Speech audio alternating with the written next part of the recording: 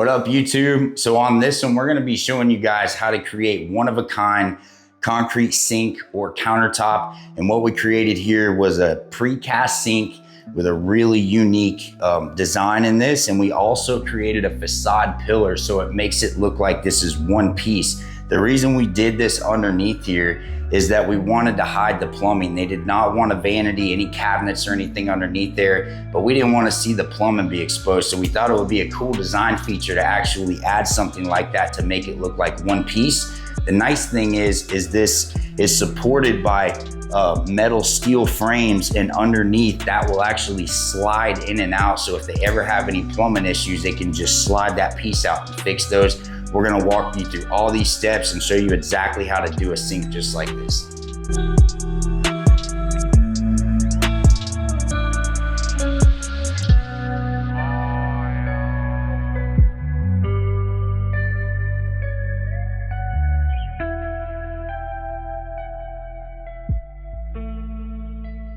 All right, guys, so here is our sink mold. So this is done precast, meaning it's upside down. So what you see here, the bottom of this melamine is actually the top, because we will demold this, flip it over. So you will see all this melamine up the faces on the bottom, this sink, all of this will be seen whatever touches, if that makes sense. So as soon as the concrete touches the bottom of the sink, the bottom here, that's what will be visible, not what we will see today. So we have this slope sink drain, and basically we have a knockout for our faucet that will go there. And this is what creates the shape of the sink. And then we actually use plexiglass and just silicone that in, because there will be a slot drain that goes on the bottom. So all the water will go down the face of this and then disappear into the plumbing. Same thing, this will come out, that's where the faucet will go. Over here, this is our facade column. So what it's meant, the design is meant to look like one piece, like this. The inside of this will be holding up that sink. So it should be a really cool look, and we're gonna get started, make some mud here in just a minute. We did 1 ounce of black pigment in a whole bag, and we have 94 ounces of water in that bag. So we're looking for this to be really stiff. As you can see, it's pretty stiff, but we also want it to hold a shape with cream around the outside, little balls like that. So that mix is about perfect for what we're about to do. Most concrete guys or girls would hate to pour with that. That is not fun to work with. But for this technique, it's gonna be really good. So what we wanna do is fill up half of this thickness. So the thickness of our sink is 1.5 inches. So we wanna go approximately 3/4 of an inch. So what we're gonna do, you have to be really careful when you're working with 2 or 3 or 4 people, that if one person makes bigger balls or they press harder or not hard enough, you're gonna get a really different look throughout it. And this is, you want some variation in here, but you also want a consistent variation, if that makes sense. So I just made a little ball just like this, and I'm trying to pat it to where I get more of the paste up here. So the more I put my hand on that, the more I'm gonna get more cement paste to come up here, which is what you want.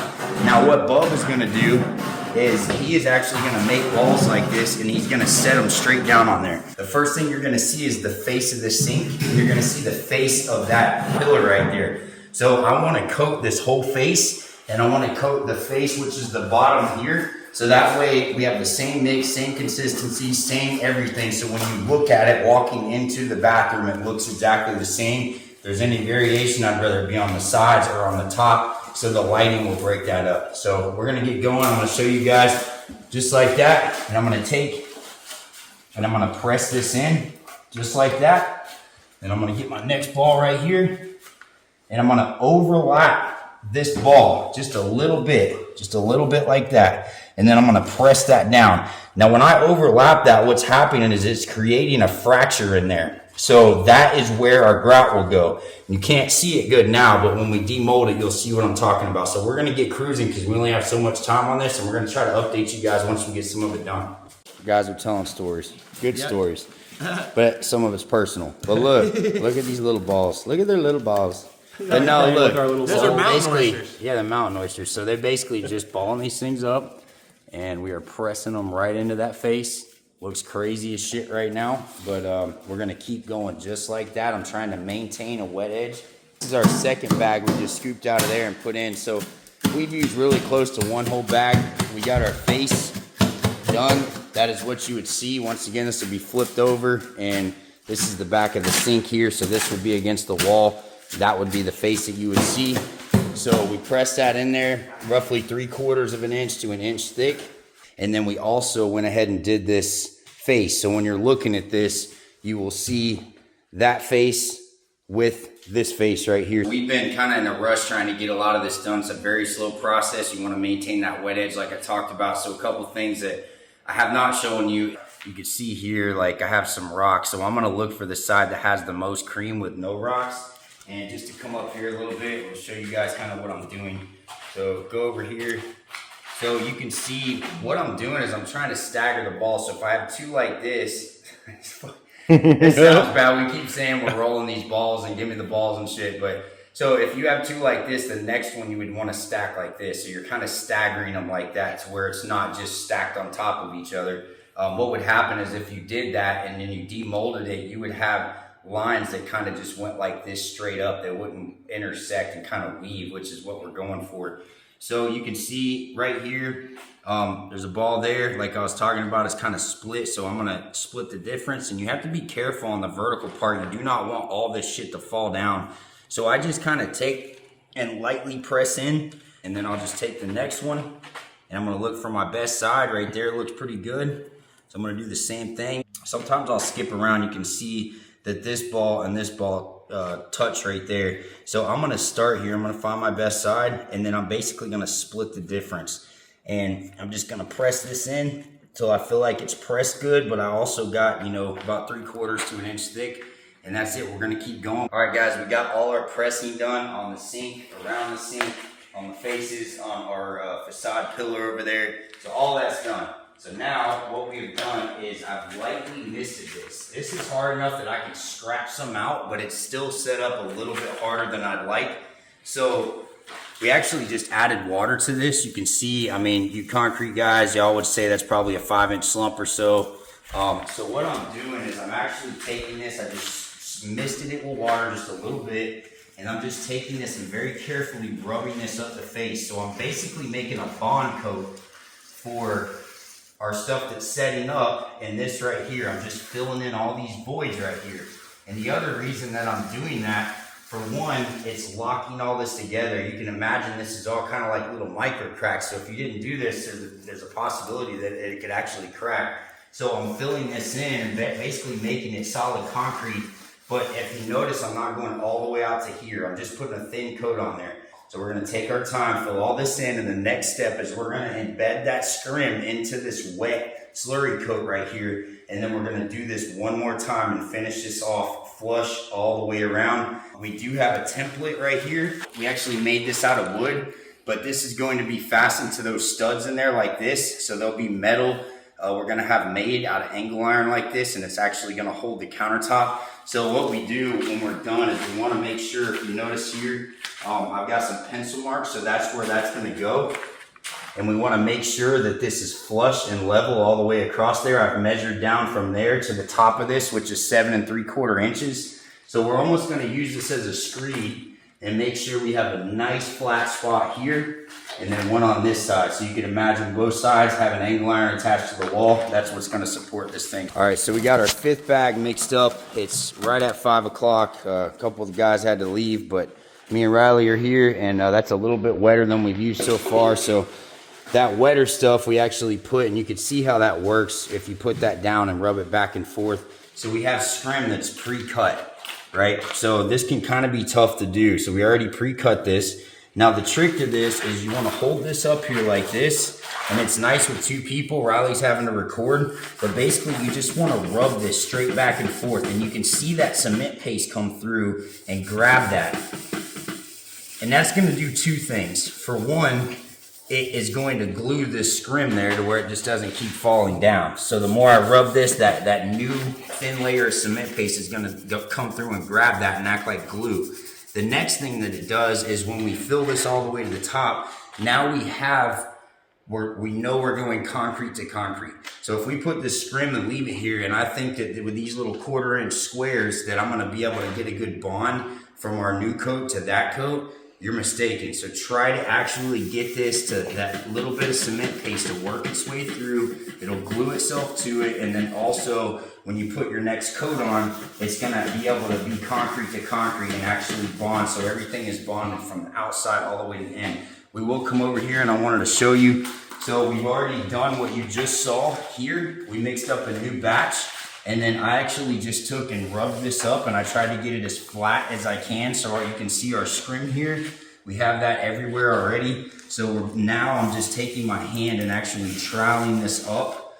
I'm calling it troweling, but I'm kind of screeding it, trying to get it as flat as I can from the bottom straight up to our melamine right here, so we can maintain that 1.5 inch thickness. Me and Riley just finished up, so just to do a quick walkthrough on what the finished thing looks like here. So you guys come up here and you can see that we did the best job we could of troweling around the edges. No, this isn't perfect. Yes, it is the right thickness. So that's all we're looking for, is we want to control that 1.5 inch thickness so we know what the weight is, and we don't want this too heavy. Do not have to do all that. If weight isn't a concern, then you can just do it by hand or a mag or whatever. One of the things I did want to point out, here's our sink faucet. So we do have room here for the water to go through, for them to turn the faucet on and off, which would be obviously on the face. But then you'll see this right here, which looks really weird. That right there is our plexiglass, that little line. This is the drain we're going to be using. This is the old one we had. So I actually wet set this in here and pushed it down. And I like the idea of doing that. Now obviously we'll silicone this and glue it on there, but I just like that suction, how it goes all the way up instead of keeping it flat. You can keep it flat if you want. I just like that concept. It's Friday night, so me and Riley are going to go ahead and cover this in plastic. We want to cover it in plastic to keep the moisture in so it hydrates properly, doesn't dry too fast, and then sometimes that can cause curling. So make sure to cover this up. We won't be back until Monday. A mix like this would be okay to leave until Monday. That's going to be all right. So anyways, we're looking forward. We're going to have a good weekend, and then we're going to come back, demold these things, flip them over, show you guys what it looks like. So we'll see you on Monday. All right, guys, so it's Monday morning. We pressed all this stuff, got our countertops done Friday evening. We covered all this with plastic and let it set over the weekend. So you can see one of the main reasons that we covered this with plastic is that it helps this catch the moisture and help this thing hydrate properly without it drying too quick. And what can happen is, especially with precast stuff, is it can start to curl. So as concrete, a lot of you concrete guys, you know when concrete dries, it shrinks, right? So that's where you get crackage, because it shrinks. So you can imagine on these vertical faces, as that happens, sometimes it can want to curl in. We don't know if that's happened. I'm pretty confident that it won't, because this is a different type of mix. But if you come up here a little bit closer, I want you guys to see. So we did this Friday, it's Monday morning. You can see all this condensation on here, which is a great sign. Same thing over here. Even though this is this high off, you can see there's a bunch of condensation on top of this, which is great. You can see that we kind of trapped all this in with wood and everything to keep it as condensed as we could. So now we're going to go ahead and pull off these sides. And come over here. Let's throw these up under there. Throw that up under there. So we're going to pull this back and let's see what we got. But once again, this is just the bottom. You're never going to see this. But look at all that condensation. Very nice. All right, let's go ahead and pull this back. So the first thing that I'm looking for is these edges right here. I'm looking to see if they've curled at all. I do not see any indication of that. I don't see that on that side or the face, which is great. If it curled a little tiny bit, it would be okay, but you wouldn't want to come here in the morning and see that this is curled a 1/2 inch off the form. So everything so far so good on this one. We're going to go ahead and pull this off.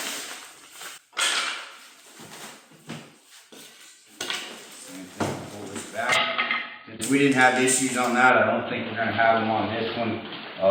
You know, once again, we did try to trial this, but the main thing, you're never going to see any of this in here. This is going to be hidden. What matters is the face.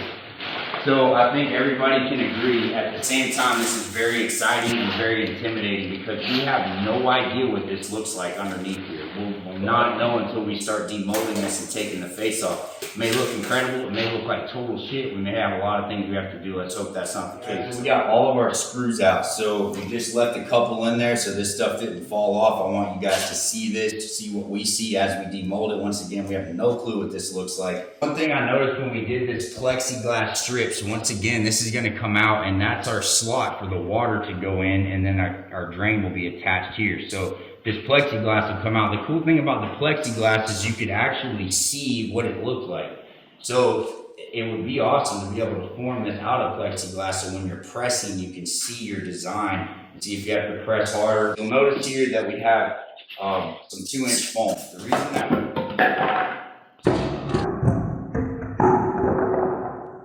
The reason that we use this is that when we flip this over, we set this up on the foam on all corners. The reason you want to do that is, for one, you don't want to set it on something rigid and this still be curing, and two, it creates an airflow. So that way this can air dry completely across the whole thing and allow air to flow underneath it. So we have a couple screws left here. Bob's going to go ahead and take these out. That's loose now, so I'm going to go ahead and peel this back just to get that silicone. So there's the bottom, and so if you come up here, you can see our press technique, and then you can see how we actually made a wetter face coat. So, you know, a little more than half of this is our press technique, and then the other half we have our scrim in there, and then we actually smooth the back. All right, guys, so here's our moment of truth right here.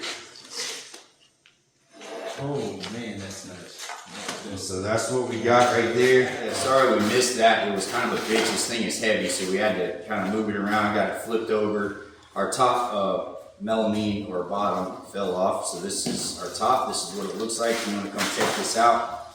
So here's our sink, right? So this has to come out of here, and here's our knockout for our faucet. So this can be a total pain in the ass to get out of here because it could just be tight wedged in there. So one way to help do this is just to basically take ice, and you'll break it up, and you want to put some in this mold right here. And what happens is when you put the ice in there, it'll actually shrink up this rubber, and a lot of times it'll pop out. Now, if it doesn't still come out, we have a way of using something to get this out. So if this doesn't, we're gonna let this sit for a little bit, and if it doesn't still come out, then we'll show you how to get it out of there. If that doesn't work as good, you can actually take an air chuck like this and start spraying air behind that, and then sometimes that will help dislodge and break that suction in there. So I'm going to go ahead and do this a little bit. Those are the first two steps. Ice is one, this is two, and then we'll show you the third one if we need it. So we shut the compressor off so you guys can hear, but I think you get the idea of what we're doing here. So we're going to turn that compressor back on. It's loud as shit. Try to work around this, see if it'll break loose. If not, and the ice doesn't work, and we'll show you what the last step is to get it out. We're going to have a wasp brought here. And I'm going to take this wasp. If you guys don't know what a wasp is, it's basically like a tattoo gun for concrete. We've done a lot of cool things with it. But you see how this top here is a little inconsistent? And then obviously on their sides over here, you noticeably see the difference, how this was stiffer, this was wetter, which caused us, when we applied the same amount of pressure, to get less of this veining on this side than we did this side. And you're going to see that throughout the countertop. So what we're doing is we're using this tool called the wasp. Like I said, this is basically like a tattoo gun for concrete. This thing is pretty awesome. So what I'm doing is I'm creating veins to make this match better. Now, it may not look like it, but I'm creating these voids to mimic this side, so that way when we grout it, you're actually going to be able to see the definition similar to here. And if you notice, even up here, I've done the same thing. You see all these little variations inside the press ball? Well, I'm taking and creating those on purpose, so we don't have the air compressor going for the point of the video because it's so loud. But I'm going to turn this on and just let you guys see what we're doing.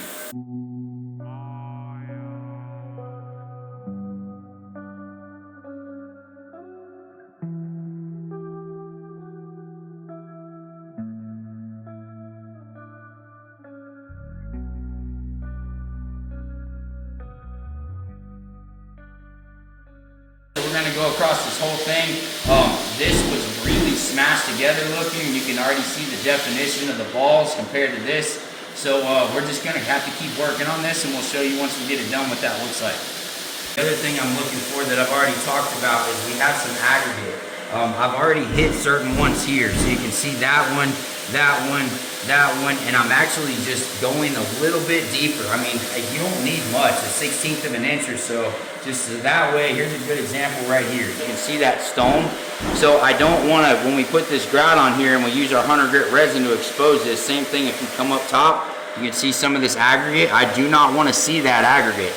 So what I'm going to do is use this tool, and I'm just going to take and dribble this right out of here. It doesn't, the whole rock doesn't have to come out. You just have to go down far enough to where when you grout this, you're not going to see that anymore. So I'll just take and chip some of this off, just like that. And that way we know our grout is going to cover over top of this, and we're not going to get much aggregate. Alright, so here's what we're going to do is we put these boards under here, and then I have the spacers holding this board up, so we have room to allow this to come up. So I'm going to hook the end of my jack here up under that 2x4, and then I'm going to end up pushing this down to here, and then I'm going to put one on this side, and we're going to try to pry this up. I may actually just try this side, so I'm going to really watch. I do not want to break anything. You see how that's lifting this up?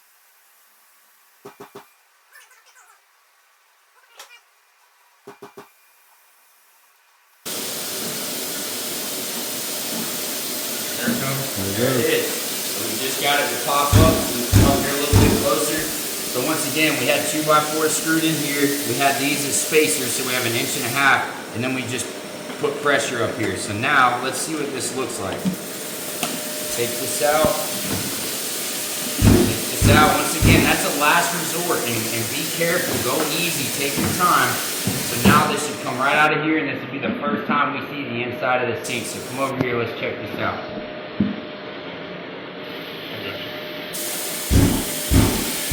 There we go, guys. It looks pretty good. I'm really liking that. I think that looks really consistent down here on the bottom.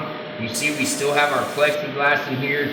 We're gonna have to get that plexiglass out of there. There we go. There's the inside of your sink. And now we got basically a visual of the whole thing. All right, guys, so the last step is to get this plexiglass out of here. The nice thing about glass is it typically slides really good. So I'm just going to take this and lightly tap down on there. If you come up a little bit closer, this should start working its way out.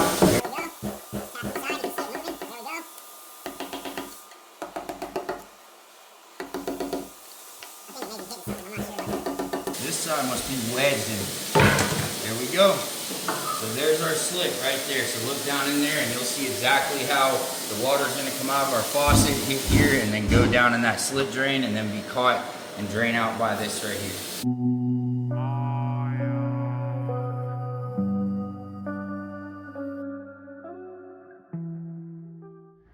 Okay, so now we finished all of our wasp work. If you guys remember, there was a lot of areas that did not have as much texture as some, and you're also gonna notice a lot of the aggregate. So what I did is I actually took the wasp and I went through, and any of the stones that I saw that were at the surface, I just kind of just buzzed them off like a 1/16 of an inch down, but you see a lot of it. And what we don't want to do is end up grouting this and then cutting the grout off and having a bunch of this aggregate exposed. We are going to have some, but I'm trying to keep it to where when we cut all this off, when we see some aggregate, we'll just use the wasp and go back down and re-grout it again. It's hard to tell. I don't know if you guys can see in the video, but this is a little bit darker than this back here. I'm going to kind of even that out a little bit.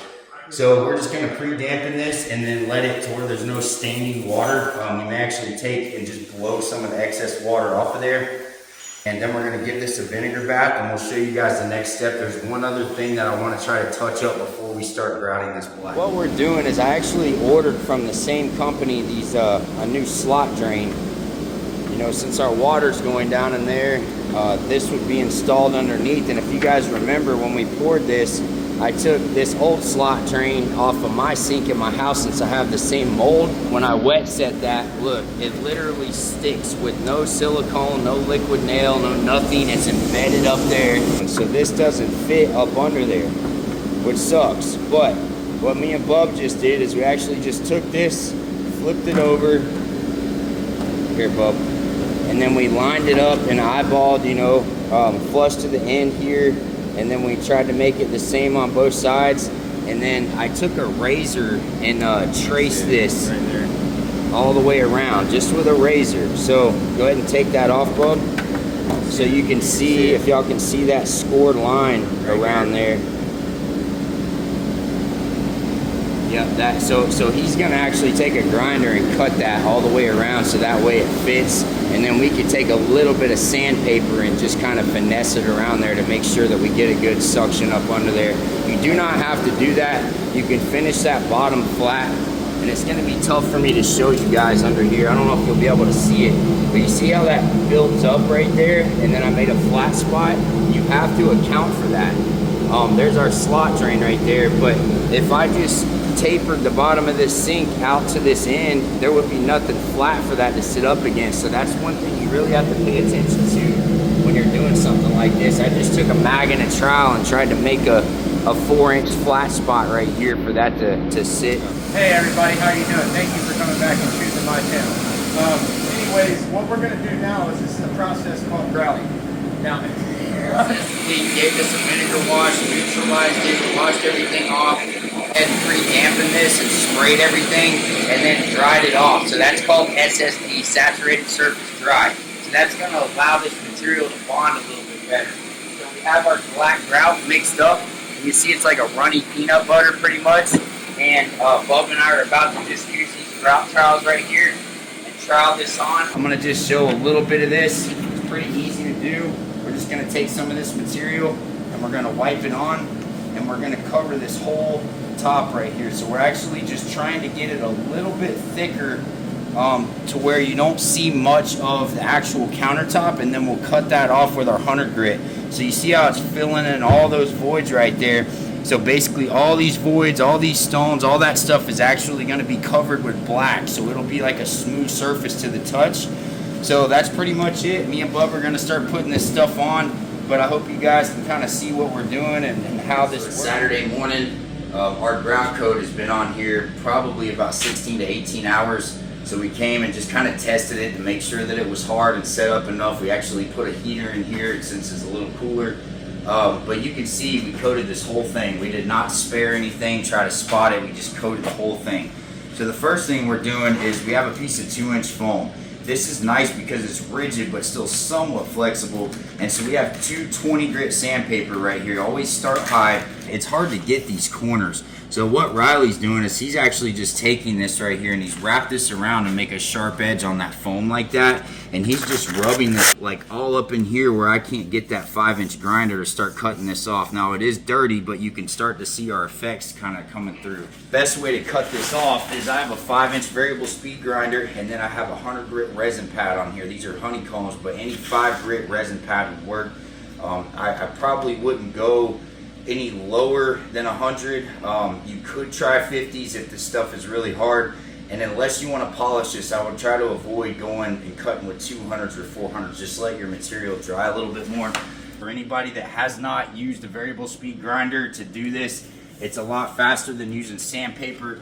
I would recommend keep your grinder on about 3, speed 3. Try to keep it flat and don't put a lot of pressure, and do a little inconspicuous spot first and see how it's doing, and then continues. But I always want to start on the side that's least visible, or with whatever we're doing. I never start right in the main focal point, just to make sure that if something goes wrong, it's not right here in the front, it's somewhere kind of hidden on the side.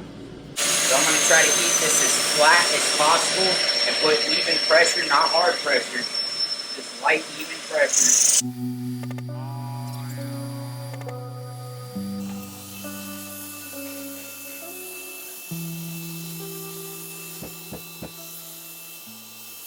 So this has already been done. Nothing's been wiped or cleaned yet, but that's just cutting that grout off of there. So it goes from solid black to that right there, and that's what we're looking for. Okay, so we have successfully ground off our second coat of grout, and we did not grout it as aggressive as before. I just went through and kind of spotted it.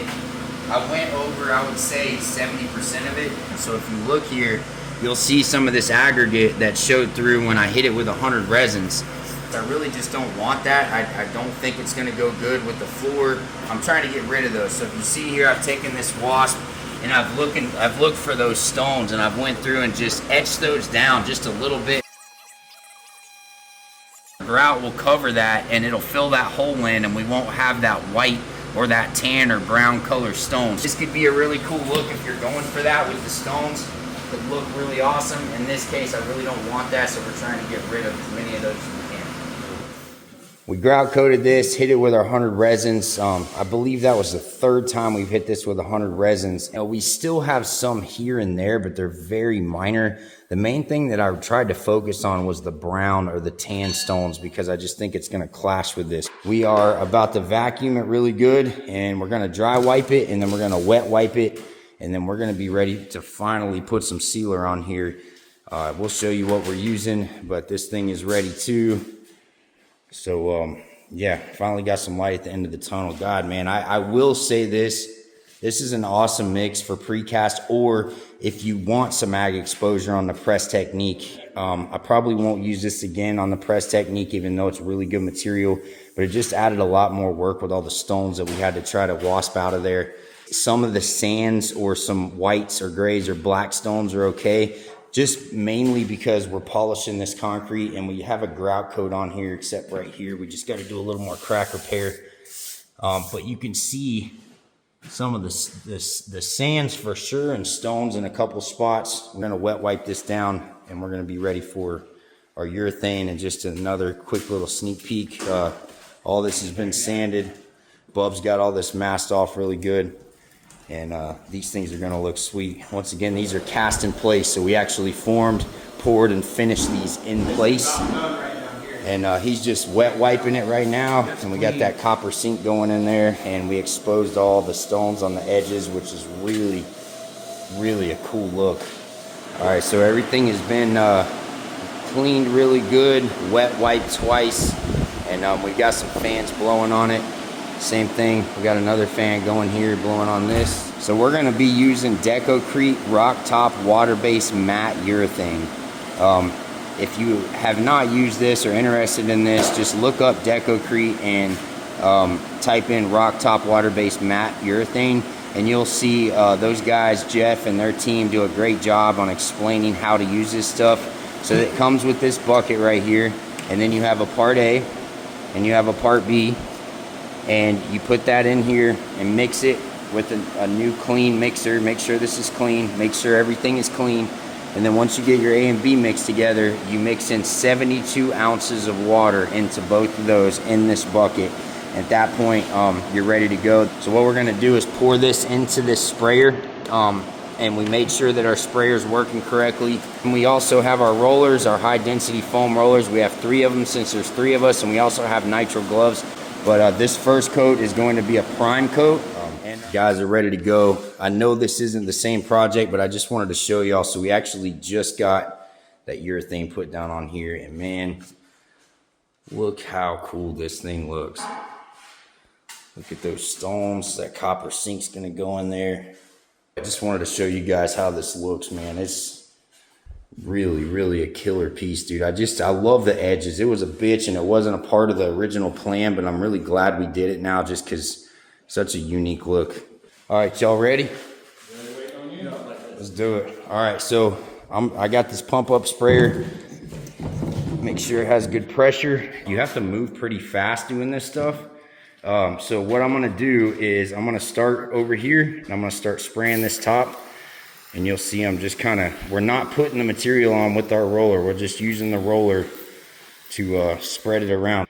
So I'm gonna go around before the guys start rolling, and I'm just gonna saturate this really good. And you'll see some of the edges and other stuff drying up.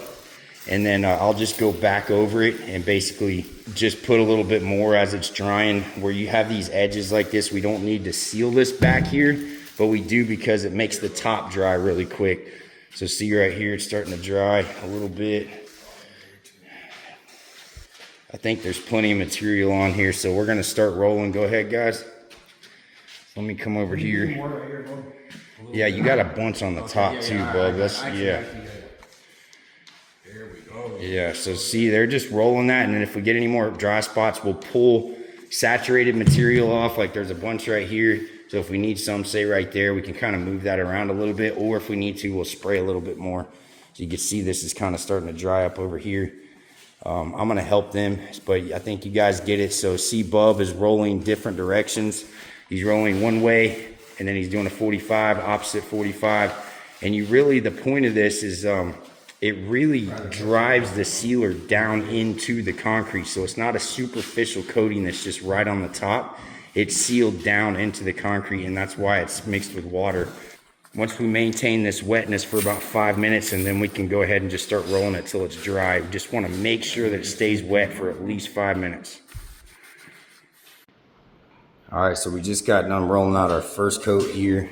No roller lines. It's hard to tell with the lighting, but you can see sink looks really good. It's really a cool, unique looking piece. So this is our third coat of sealer. We waited approximately 1 hour between coats. We started out spraying it just like the first and second coat, and then basically each coat doesn't penetrate as much, so it goes a lot further, and you basically just roll it until you see no white and you see no roller lines at all. So and then you lighten your touch as well, so you get to where you're not excuse me, you're not pushing as hard. All right, next morning update. This is just going to be a quick one. I just wanted to show you guys once this water-based urethane is dry to the touch. Really like that color combo. It is bold, but it is cool. That is for sure. Very unique in my opinion. And then we got our pillar under here, which the lighting sucks, but you can kind of see how that's going to work. It's been a while, maybe 3, maybe even 4 days since we put this urethane on there. So it's sealed, it's nice and cured. So the next step is we want to install our drain on the bottom. I'm not going to be able to show very good, but you guys will remember how we recessed that in there. So now we have our drain, and what we did is we just took 100% silicone that we used, you know, when we actually did the edges of this for the precast. So we just caked that on there. We just really caked it on there really good. So now we're gonna push this up under here, and we'll show you how we're gonna get this to stay. So I'm gonna just very carefully come up here and find, there we go, and see that locks in. So I want to keep this back bub like a little bit of tension on it. All right, so now what we're gonna do, we could tape that, but this seemed to work really good. We have 2-inch foam, and I'm gonna push that and wedge it up under there so it puts good pressure. Bub's gonna do that side, wedge it up under there good, and then what we're gonna do here is just put 1-inch foam, 1/2-inch foam, and then we're gonna lift this back up a little bit and wedge that under there. We can get it. Get this side up a little bit. Come back a little. There we go. Yep. All right. So now that is, let go. That is good. And I mean, you cannot move it with your hand at all. So now we're just going to basically let that silicone dry really good. And then we should be ready to move this thing. It says allow 12 hours to dry. So we're going to leave this overnight. All right, guys. So once again, that's a wrap. Hope you guys picked up some good tips and techniques. Let us know if you have any questions in the comments, and remember, it helps the channel if you guys like, subscribe, and share. We appreciate you guys watching, and stay tuned. We got some cool stuff coming up next.